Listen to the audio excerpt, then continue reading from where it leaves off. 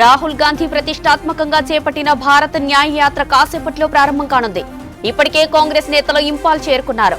రాహుల్ గాంధీకి ఆ పార్టీ నేతలు ఘన స్వాగతం పలికారు.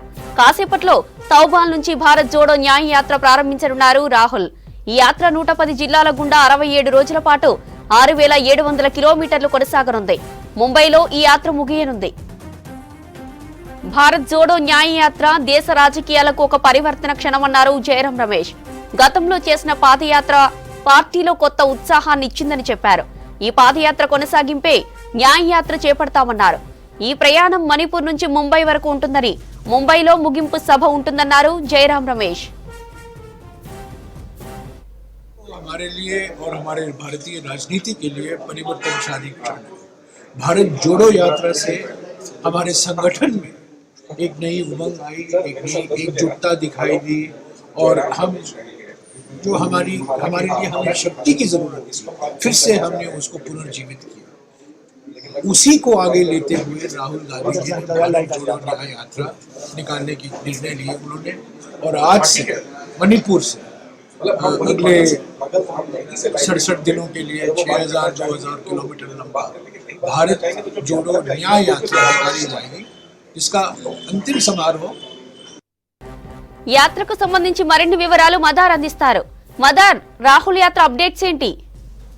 జ్యోతి, మరి కాసేపట్లోనే రాహుల్ గాంధీ భారత్ జోడో న్యాయ యాత్ర ప్రారంభం కాబోతా ఉంది. షెడ్యూల్ ప్రకారం అయితే మధ్యాహ్నం 12 గంటలకల్లా ప్రారంభం కావాలి. కానీ కొంత ఫ్లైట్ డిలే అవడంతో కొంత ఆలస్యం అవుతా ఉంది. మరి కాసేపట్లోనే యాత్ర అనేది కూడా ప్రారంభం కాబోతా ఉంది. ఇప్పటికే ఇంపాల్కు చేరుకున్నారు. ఇంపాల్ నుంచి తౌబాల్, ఎక్కడైతే యాత్ర జరగబోతుందో తౌబాల్ జిల్లాలో, అక్కడికి రాహుల్ గాంధీ అండ్ టీం అంతా కూడా బయలుదేరారు. మరి కాసేపట్లోనే ఏఐసిసి అధ్యక్షుడు మల్లికార్జున ఖర్గే జెండా ఊపి యాత్రను ప్రారంభిస్తారు. దానికంటే ముందు ఒక భారీ బహిరంగ సభను కూడా ఏర్పాటు చేశారు.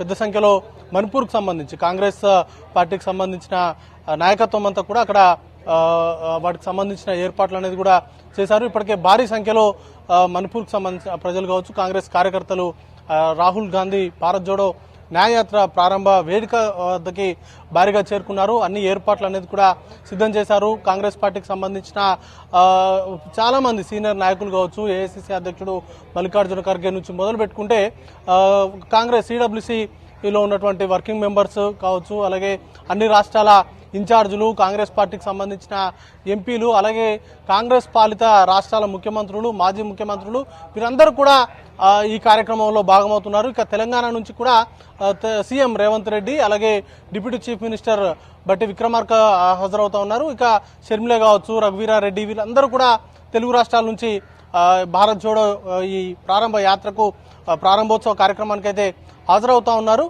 కొంత డిలే అయింది. దీనికి సంబంధించి ఫ్లైట్ అనేది ఈరోజు ఉదయం 0 విజిబిలిటీ ఉండే ఢిల్లీలో.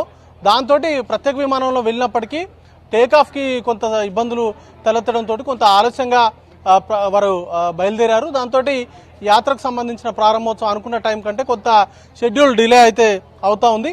మొత్తంగా ఈరోజు ప్రారంభమయ్యేటువంటి ఈ యాత్ర 66 రోజుల పాటు నడవబోతా ఉంది. బస్ యాత్రతో పాటు కొన్ని ప్రాంతాల్లో పాదయాత్ర కూడా ఉండేటువంటి అవకాశం ఉంది.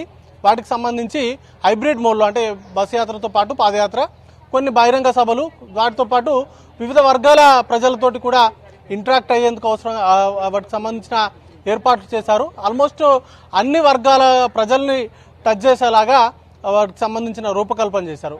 ముఖ్యంగా థీమే ప్రజలందరికీ హక్కుగా లభించేటువంటి న్యాయం వారందరికీ దక్కేంత వరకు కూడా తను అందరినీ కలుస్తూనే ఉంటానంటూ కూడా యాత్రకు ప్రారంభిస్తున్నారు. ఆ లక్ష్యంతో ఇప్పటికే దేశంలో ఉన్నటువంటి సమస్యలు కావచ్చు, అలాగే మోడీ ప్రభుత్వం 10 ఏళ్ల నుంచి చేస్తున్నటువంటి ప్రజా వ్యతిరేక విధానాలు, అలాగే నిరుద్యోగ సమస్య, ధరల పెరుగుదల, ఎస్టీ ఎస్టీల పైన జరుగుతున్నటువంటి దాడులు, సామాజిక న్యాయం దక్కకపోవడం అందరికీ, ఇలాంటి అంశాలపైన టార్గెట్గా చేసుకుంటూ యాత్ర అనేది కూడా ప్రారంభించబోతున్నారు. ఇప్పటికే రాహుల్ గాంధీ యాత్రకు సంబంధించి కాంగ్రెస్ పార్టీకి సంబంధించి ఏసీసీ అధ్యక్షుడు మల్లికార్జున ఖర్గే కావచ్చు, లేకపోతే ప్రియాంక గాంధీ, వీరందరూ కూడా ట్వీట్ చేశారు.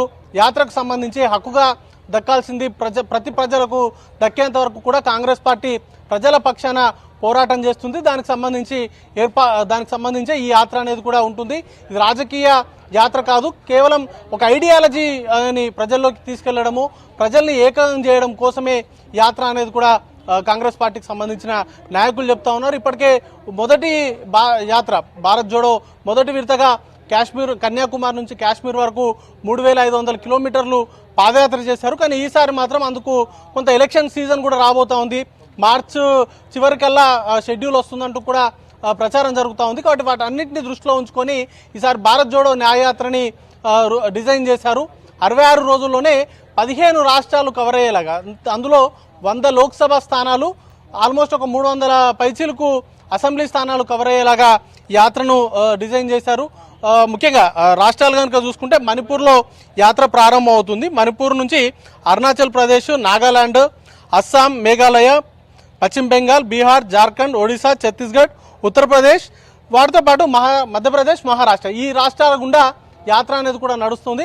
చివరిగా ముంబైకి చేరుకున్న తర్వాత యాత్ర అనేది కూడా ముగుస్తుంది. ఆలోపు ఈ 15 రాష్ట్రాల్లో కూడా విస్తృతంగా కాంగ్రెస్ పార్టీకి సంబంధించి బలోపేతం చేయడము, వాటికి సంబంధించి స్థానికంగా ఉన్నటువంటి ప్రజలతోటి మాట్లాడి వారు ఇచ్చేటువంటి ఫీడ్బ్యాక్ కావచ్చు, వాటి నుంచి వివిధ వర్గాల ప్రజలతో మాట్లాడితే వారి నుంచి వచ్చేటువంటి సమస్యలు, వీటన్నింటినీ కూడా రేపు రాబోయేటువంటి కాలంలో కాంగ్రెస్ పార్టీ అధికారంలోకి వస్తే వాటన్నింటినీ కూడా సార్ట్అవుట్ చేసే దిశగా మేనిఫెస్టోను కూడా రూపొందించేటువంటి ప్రయత్నాలు చేస్తూ ఉన్నారు. గతంలో 5 రాష్ట్రాల ఎన్నికల సందర్భంలో రాహుల్ గాంధీ చేసినటువంటి యాత్రతోటి కాంగ్రెస్ శ్రేణుల్లో కొత్త ఉత్సాహము కావచ్చు, లేకపోతే కాంగ్రెస్ వాటికి సంబంధించినటువంటి అదంతా కూడా ప్రజల్లోకి బలంగా వెళ్ళింది. రాహుల్ గాంధీ యాత్ర తర్వాత తెలంగాణ కావచ్చు, కాంగ్రెస్ కర్ణాటకలో 2 రాష్ట్రాల్లో కూడా కాంగ్రెస్ పార్టీ అధికారంలోకి వచ్చింది. ఇప్పుడు భారత్ జోడో న్యాయయాత్ర పేరుతో రెండోసారి ప్రజల్లోకి రాహుల్ గాంధీ వెళ్తున్నారు. రానున్నటువంటి లోక్సభ ఎన్నికల్లో దీనికి సంబంధించిన ఇంపాక్ట్ అనేది కూడా చాలా ఉండబోతుందంటూ కూడా కాంగ్రెస్ పార్టీకి సంబంధించిన నాయకులు చెప్తున్నారు. సో చూడాల్సి ఉంటుంది. ఈరోజు మరికాసేపట్లోనే ఈ యాత్ర అయితే ప్రారంభం అవుతుంది. ఈ సందర్భంగా రాహుల్ గాంధీ కూడా కొంత కీ ప్రసంగం అనేది కూడా ఉండేటువంటి అవకాశాలు ఉన్నాయి. జ్యోతి.